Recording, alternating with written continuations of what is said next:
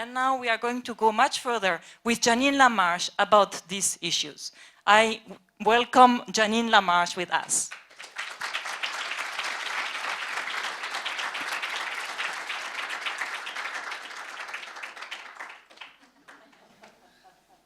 Thank you. And good morning to all of you. I'm very honored to be here and very appreciative of the fact that you will be quite patient with my English. You speak better English than I do. I speak American.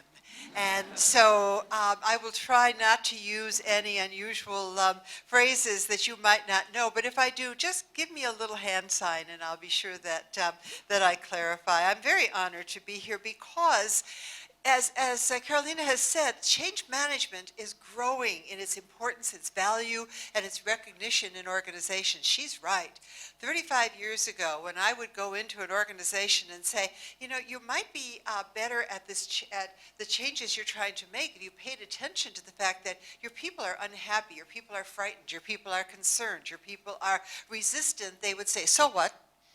Just tell them to change. What's the problem? And would you please leave my office?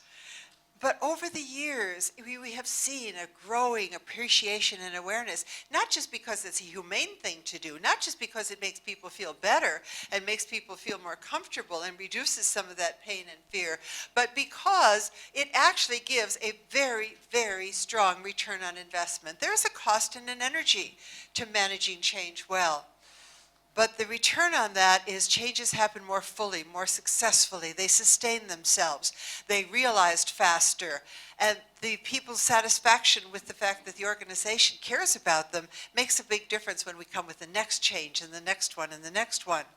So let's focus on a piece of that whole change management process here under our topic. Carolina's been talking about number 1 and number 2. She began to describe the differences between those two. And the big question for you and for me, we who are change agents, is so what? So what that we have a persona of the number 1 and we have a persona on the characteristics of the number 2? What does that mean? What is the impact of that? And what do we do about that? And that's what I'd like to talk about briefly. And after we've then had a chance to hear from our other 2 guests, after the break, as Carolina said, we'll show you some real life examples. We'll show you a situation that you have encountered, you may encounter, you probably will encounter, where the relationship between that number 1 and that number 2 and the differences between them become very important. So let's talk about this a little bit. Let's define sponsor and change agent, which is number 1 and number 2, as I use that language. Sponsors are people who are in management. Therefore, they are the people who, by natural selection into those management positions, often are people with the characteristics that Carolina described. And they are, by definition, sponsors if, as a manager, they have the power and the authority to say, yes, go make a change. Let's do that. I want that to happen. And they are the people to whom the people who are going to have to change, the people who are impacted by the change, report. They're the bosses. So those are the sponsors. They have to say, yes, we're going to make that change. I want that change to happen. Somebody else may give them the idea. Somebody else may have read a book, gone to a conference, woke up in the middle of the night, or while they were brushing their teeth got an idea that something should change in the organization, and they come to that person, that sponsor, and say, how about, what if, let's do this. But it is the person in the leadership position, the sponsor, who has the authority to choose the change, put the money behind it, and has to worry about the fact that his people or her people are the people who have to change. So what is a change agent? A change agent is the person that sponsors, leaders turn to and say, go figure out how to make this happen. Go take the action steps. Go do the things that we need to do to get people to go from here to here. So they are the people who take that action, and very often it is in a large-scale projects or changes, large-scale changes, it is a project where there is a project team, and that is another definition of what a change agent is somebody who's on a project team, sometimes working independently, sometimes as a member of a larger project. what I'm talking about may engender some questions for you or some thoughts, or you might want a little bit of more clarification. What I'm going to ask you to do is, if what I'm saying triggers any thoughts for you or questions, or you would like to get more clarification, would you hold those? And we're going to have a good opportunity at the break time. We have a long break, and then we have a session afterwards where we can get together again in the restaurant, and we can talk about any issues or questions you have in your head. Let me just walk you through it and see what I might prompt in your heads. Now, here's the hard part. A sponsor could be a change agent, and a change agent could be a target of the change, and a target of the change could be a sponsor, and it gets a little bit complicated. If a leader says, I want that change, and his or her operation is 5 people sitting right here in this row, 1, 2, 3, 4, 5, a little more than 5. And I say, you all work for me and I want you to change, I may not call in somebody from the outside to be the change agent. I may also figure out, now let's see, I think I want you to go and sit over here, and would you please move over there? And we'll do that on the count of 3. And now I'm acting not as a sponsor, but as the change agent. I went from this brilliant creative idea that we should reorganize ourselves to the mundane specific details of you move and then you move and you move, and you see how I changed from being the sponsor to the change agent. But what if I sat in that row as well? And now instead of sitting over there, I'm going to sit over here, and I also become the target of that change. This really gets difficult, because if I'm the change agent and I'm the sponsor and I'm the target, targets of change have issues. Sometimes they don't like the change. Sometimes they don't want to make the change. These folks have no earthly understanding of why I'm asking them to change their seats. They chose those seats. They like those seats. You're kind of settled in that seat. You want to stay there, and I say change. And targets of change go, I don't know if I really want to do that. Well, that's an issue that has to be dealt with. How can I be a good change agent? How can I be a good sponsor, whichever my role is, if I'm also concerned about why I have to change? So you and I need to understand and appreciate something. Sponsors come up with the idea. Sponsors fund the change. Sponsors say, yes, go do it. Sponsors have that authority and that responsibility. But when they are also the targets, we have to remember they also have their own issues. Sometimes, as a change agent, we get very annoyed with leaders. What's the matter with them? Why aren't they taking action? Why aren't they doing the things they need to do? Don't they know they're supposed to be good sponsors? And we're trying to figure out what's wrong with them. Sometimes what's wrong with them is they've got their own fears, their own issues, their own concerns. The CEO came up with this fabulous idea, called all his leadership team together. They all sat down and he said, guess what we're going to do? We're going to change the total strategy of our company. And they all nod their heads because they're good soldiers. And they walk out of the room and go, is he kidding? Is this really going to happen? Because they're not just sponsors, they're also targets of those changes. So that's one of the first places we have to start, is understanding what those roles are. They also have to be really good at appreciating the fact that changes need to be managed. Everybody says that it needs to be managed well. I don't think that there's a CEO today in any corporation who hasn't heard that he needs to be appreciative of managing change well, who hasn't heard or read someplace in the financial or the business media and press that he needs to be good at and appreciate the value of change management. But those folks who are those number ones, those folks who are those sponsors, sometimes have trouble with that, because it isn't always in their nature to be thinking about the fact that those people who work for them need all this additional support and help in order to change. And oftentimes, it's because they really have basically these beliefs. They have to adapt. They have no choice. We're going to take away your old computer. We're going to give you a new one. You're going to have to use the new one. So change. I'm not going to spend any more time on her. I told her, didn't I? And that should be enough, because she has no choice. This is the way it should be. We know I'm doing the right thing. People should be fine with it. But when they're not, we can get very impatient if we're number ones. And guess who we yell at? Number twos. Because they are making it, they're not making it easy. Number 2 comes back and says, this lady wants more explanation of why she can't use her old computer. This lady wants more information about how long it'll take before that new computer will be fully loaded with all the equipment she needs. What are all those questions for? Just shut up and do it.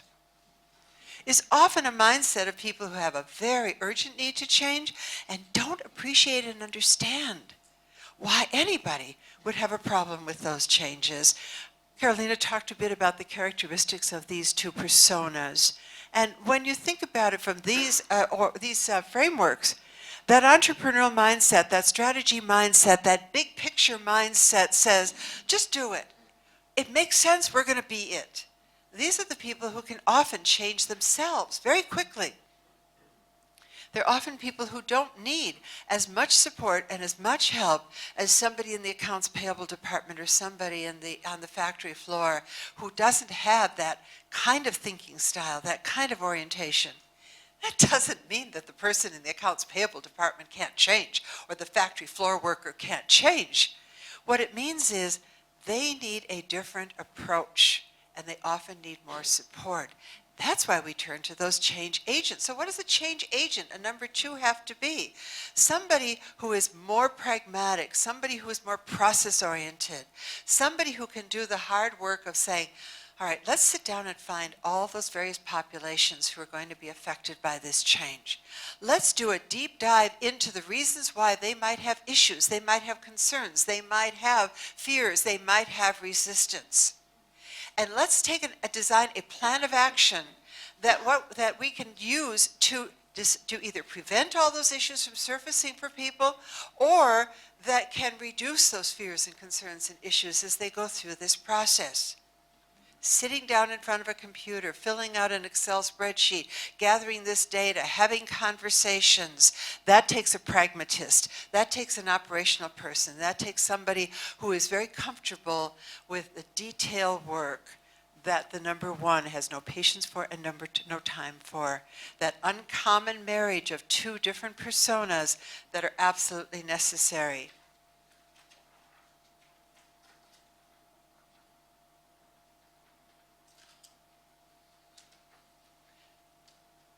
That's okay. We have to have number ones and we have to have number twos. I'm not arguing we should make the number ones number twos or number twos number ones. I appreciate and value the fact that there are these two separate skills.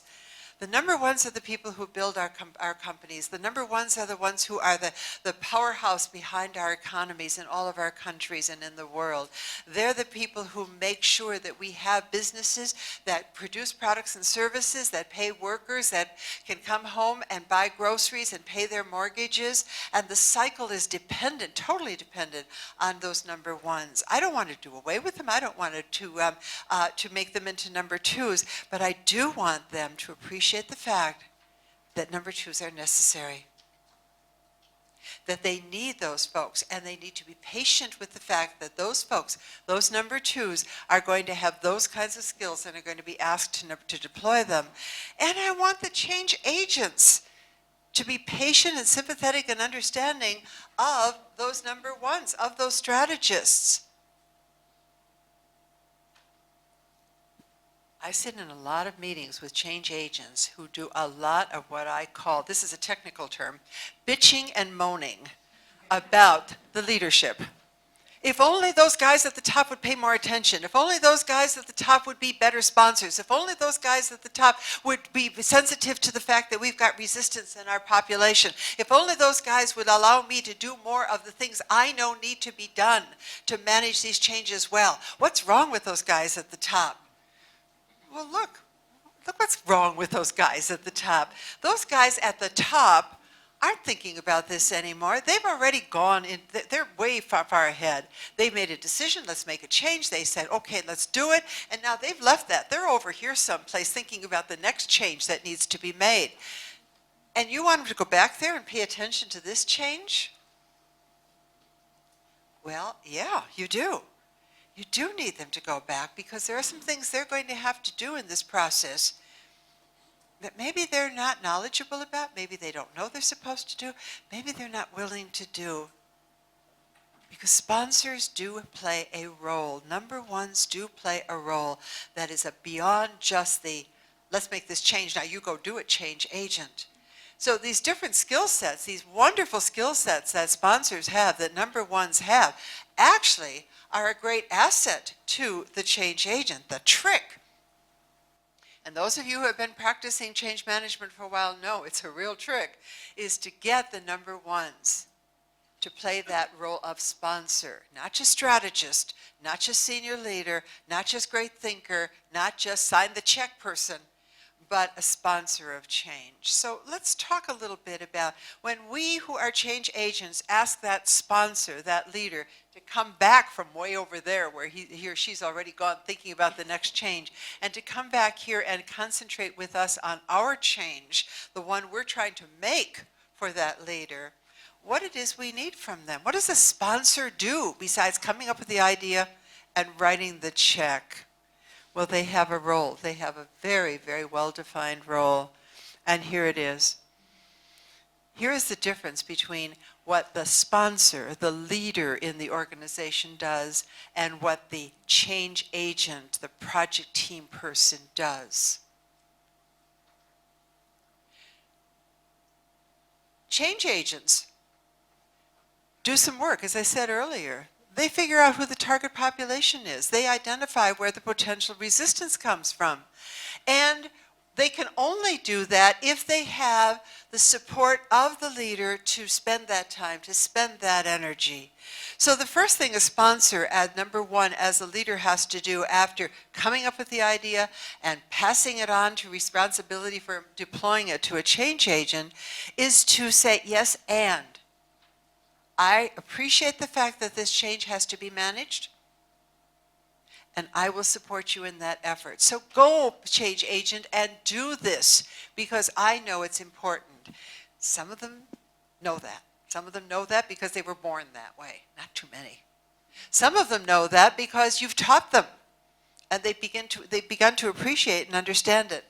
Some of them know that because they're so tired of banging their head against a wall because they come up with these great ideas that never get implemented, that they begin to look around and say, maybe there's another way to do this. We have in our client base, we have a CEO of a very, very large company, a pharma company, who said one day to me, he said, I don't understand it. He said, I come up with these fabulous ideas. They're really good ideas. I know what the competition is. I know what our customers need. I know what the next area of medicine is that needs to be deployed. And he said, I come up with these great ideas, and I put them out there, and he said, it's like this big, wet wool blanket smothers my whole leadership team and just covers my leadership team, and this change just never gets underneath that blanket. Changes never happen underneath there. He said, what's wrong? Are these people stupid? I don't think so. These are your senior leadership team. These are your vice presidents of whatever. They're pretty smart people. What's wrong with them? Well, what's wrong with them is that they didn't appreciate the fact that the changes needed to be managed, that there would be resistance and issues. So what he's learned to do is he's learned to say, look, when I come up with an idea and I need to do this, I need to also say, yes, we will pay attention. So one of your first jobs is to make sure that those number ones know there's value in managing change. Once they do that, then as a change agent, we can look at where are the targets and what are the sources of resistance, and then figure out what it's going to take to overcome them. Maybe it's just information. Maybe people just need more explanation of what's wrong and how is it wrong and what are we going to do about it and how do we take action, and that'll take care of it. Maybe it's training. That new computer is going to require some training in how to use it and how you turn it on. But it's also an issue of being sure that there's rewards and reinforcements for people who make that effort. Nobody wants to go through massive change and not even have their effort recognized. Nobody wants to go through massive change in their own environment, in their own work environment, and find when they get over to that new place that there's nothing in it for them. So we who are change agents are trying to build the capability of people to choose to change by taking this kind of action. And one of those, as we said, is I need to know what's going on. I need information. So somebody's got to write the speech. Who naturally writes a speech? I would argue it's the change agent, because they know what the issues are.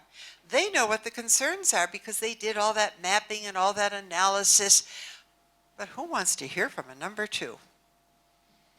Pardon me, but all of us are pretty important, but we're not that important as change agents, because the people who have to change don't work for us. Who do they work for? The sponsor. So that's who has to deliver the speech. That's who has to do the communicating. That's why we have to get them back over here to give that speech. And sometimes they're very resistant. I can't, I've got to go off to fly off to China because I have a new opportunity there that I'm exploring for an acquisition that we're going to have. I don't have time to give that speech. Well, from a number one's perspective, that makes sense. Going to China and buying a new company or opening up a market of 1 billion people is pretty exciting. So we have to find the leverage that helps that sponsor to understand why they have to stay a half day or still in town and deliver that speech.